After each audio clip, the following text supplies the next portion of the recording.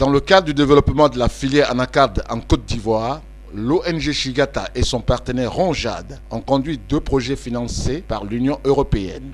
Objectif: promouvoir la transformation artisanale de la noix de cajou, améliorer et sécuriser les revenus des producteurs par le système d'information sur les marchés de l'anacarde au moyen du projet NTIC.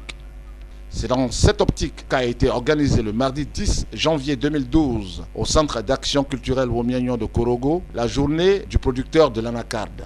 La cérémonie à laquelle ont pris part de nombreux paysans, les structures d'encadrement agricole, les partenaires au développement et la presse comportait 3 grands axes, à savoir la présentation de l'ONG Shigata et ses partenaires, le mot de bienvenue du coordonnateur représentant le conseil d'administration, M. Yeo Yakuba, suivi de la présentation du produit d'anacarde au moyen du programme PowerPoint par M. Sekongo Sungari, directeur de l'ONG Shigata. C'est dans ce sens que depuis 2009, un projet a été mis en place en collaboration avec des partenaires, notamment Shigata, Ronjad, l'Union européenne, la GDLIK, dans l'objectif de valoriser la filière anacarde en Côte d'Ivoire. Donc, comme je l'ai mis ici, l'objectif principal, c'est la valorisation, c'est valoriser la filière anacarde en Côte d'Ivoire. Alors, les projets qui ont travaillé dans ce sens pour valoriser la filière anacarde en Côte d'Ivoire, il y a le projet de corticage, il y a le projet Ciment Indique et le projet IKGZ. Je vais vous expliquer les différents projets et leurs activités. Les partenaires de Shigata pour la mise en œuvre de ce projet, c'est le Ronjad et IKGZ. Ceux qui ont financé ces différents projets, il y a l'Union européenne pour le projet de corticage et Ciment Indique et la Fondation Biligué pour IKGZ. Donc il fallait leur apprendre les bonnes pratiques agricoles, non seulement pour améliorer leur rendement, pour améliorer la qualité, et aussi, dans le cas d'ici NTIC, pour aussi permettre d'améliorer le prix de vente de l'anacarde. Parce qu'il fallait sécuriser les ventes des producteurs. À un moment donné, les producteurs se sont tous posé la question: qui fixe les prix? Je pense que dans la salle, beaucoup de personnes se sont posé la question. Comment sont fixés les prix? Qui fixe les prix? Pourquoi les prix bougent-ils autant? Donc, chaque acteur au niveau de la filière avisait son camarade, c'est-à-dire les producteurs avisaient les pisteurs avisaient les grossistes, les exportateurs. Il faut se méfier des effets rétroviseurs dans la filière anacarde. Ça veut dire que l'année passée, j'ai vendu à 100 francs. Le mois de février, j'attends février pour vendre encore à 100 francs. Quand vous voyez ces trucs-là, ça veut dire que ça peut ne pas être la même chose.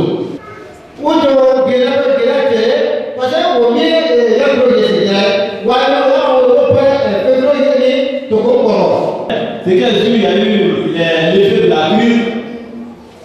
Vous voyez ici en février, c'est là où c'était un peu chaud en Côte d'Ivoire. Donc, notre groupe étant proche de Ghana, les grossistes sont venus s'installer, les exportations sont venues s'installer au Ghana. Ils rentraient à Bamako dans la carte pour partir. Mais par contre, dans les autres régions qui étaient à l'intérieur, on n'avait pas cette occasion. Donc, c'est pourquoi, à un moment donné, les producteurs se sont posé la question: qui fixe le prix? Ça, en jaune, c'est l'amande, en rouge, c'est la noix brute. Ça part d'Afrique, ça va en Inde, au Vietnam. Le Brésil transforme toute sa production et l'envoie aux États-Unis. Les Vietnamiens, les Indiens envoient une partie aux États-Unis, consomment une partie, et puis l'autre en Europe. Ça, c'est l'amande, c'est qui est déjà décortiqué là. Mais la noix brute, c'est ce qui est en rouge. C'est que nous on vend, c'est ce qui est en rouge. Ça va ici et là. Donc regardez ici, nous en Afrique, la flèche jaune n'existe même pas ici. C'est-à-dire que nous on ne transforme pas. Nous ne sommes que des vendeurs de produits bruts. Donc le marché de l'anacarde international, c'est pas comme l'igname, ça se partout dans le monde. Donc, tout ce qui est outils informatiques pour envoyer des informations vers nos producteurs. Parce que les prix de l'anacarde sont très volatiles. Le matin, on peut dire c'est 100 francs, d'ici midi, on va dire c'est 150, ou bien on va dire c'est 75. Donc, nous, on a créé un système qui permettait depuis 2 ans d'envoyer l'information depuis la France, le prix de l'anacarde, vers les producteurs à travers leurs portables, à travers les radios de proximité, et puis à travers Internet, ceux qui avaient des boîtes, des adresses Internet. L'objectif c'était quoi? C'était de permettre à chaque acteur de négocier avec son prochain. Ça veut dire quoi? Avant, c'est une seule personne qui avait l'information. Il était difficile de négocier, étant donné que tu n'avais aucune base pour faire la négociation. Maintenant, on a donné l'occasion à tous les acteurs. Les pisteurs reçoivent l'information, les producteurs reçoivent l'information, les exportateurs reçoivent l'information, de telle sorte qu'ils s'asseyent et puis ils discutent, ils tombent sur un prix et chacun gagne pour son compte. À la fin de la projection, une série de questions-réponses a eu lieu. Bon, comment garantir auprès des paysans le maintien du prix? Parce que bon, les acheteurs peuvent dire que bon, à la hausse, bon, c'est comme ça, c'est ceci, bon. Ils peuvent leur dire que le prix est bas. Parce que le paysan n'est pas tout le temps sur le terrain. Il peut lui dire que le prix est bas, puisque ça monte, ça descend. Alors qu'à ce moment, ça peut monter. Mais comment le paysan peut s'en sortir dans ce cas-là? Effectivement, l'université de Gros, c'est une université agro-pastorale à dominante rurale. Et la culture de l'anacarde est enseignée aux étudiants. En 3 ans, nous formons des techniciens qui sont aptes à encadrer les paysans dans la culture de l'anacarde. Bon, je viens vous dire ceci. Aujourd'hui, la filière anacarde, on ne peut pas dire que c'est une filière moderne. Elle est encore au stade rudimentaire et informel. Peu de paysans connaissent aujourd'hui ce qu'on appelle le coût de production. Et tant que vous ignorez le coût de production, vous aurez toujours des dettes parce que vous ne savez pas la superficie que vous avez, quelle est la quantité d'intrants qu'il vous faut, quel est le coût des travaux à faire que vous allez rattraper après. Et je pense que l'ONG Chikata devait, si possible, orienter ses projets aussi dans ce sens, contribuer à permettre aux paysans de connaître un peu la rentabilité de leur verger, non seulement par rapport à la densité des plants sur l'espace, aussi par rapport à l'âge. Voici 2 facteurs qui influencent beaucoup la production, la densité à la plantation et l'âge de plantation. Une démonstration pratique de la transformation artisanale de la noix de cajou était de la partie. Après quoi, les participants ont, à travers une visite guidée, fait le tour des stands, mettant en exergue les activités effectuées dans le cadre des projets initiés.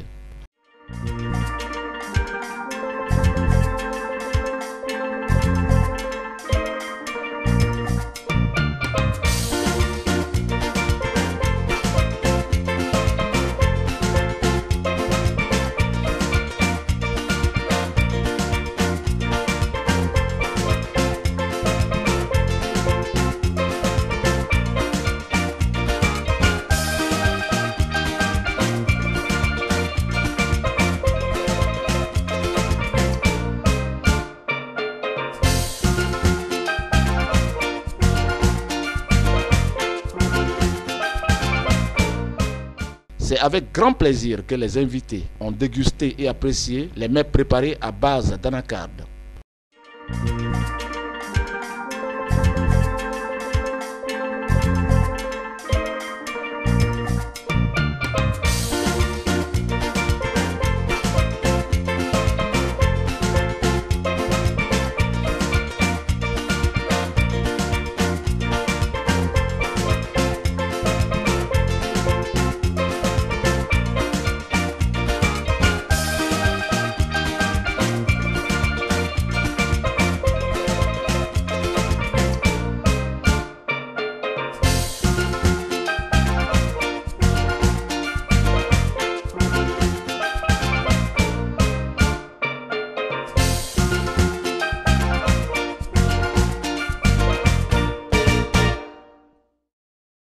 Au terme de cette journée dédiée aux planteurs d'anacarde, nous avons tendu notre micro à des participants.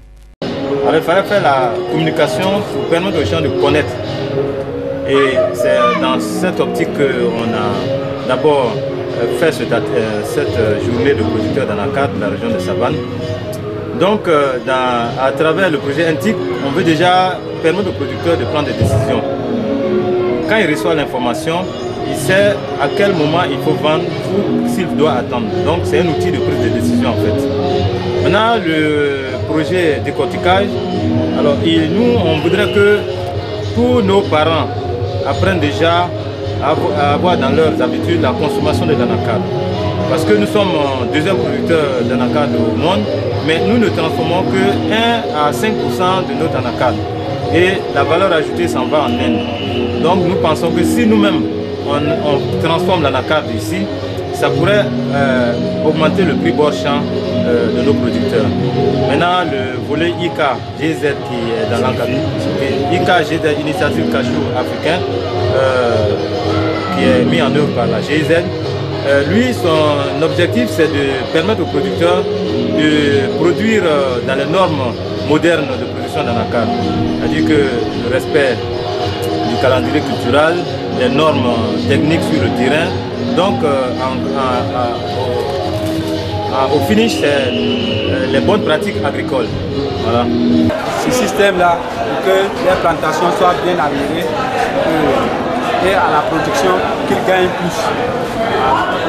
Il faut qu'on s'habitue à apprendre à manger. Parce que nous, en Côte d'Ivoire, ici, j'ai l'impression que nous produisons et puis on ne transforme pas. Donc il faut qu'on transforme, il faut qu'on prenne la transformation. Mais pour que la transformation soit forte, il faut que nous-mêmes nous consommons. Notons pour terminer que les zones de production de l'anacarde en Côte d'Ivoire sont la région du Zanza, la vallée du Bandama, le Worodougou, le Denguélé et la région des Savanes.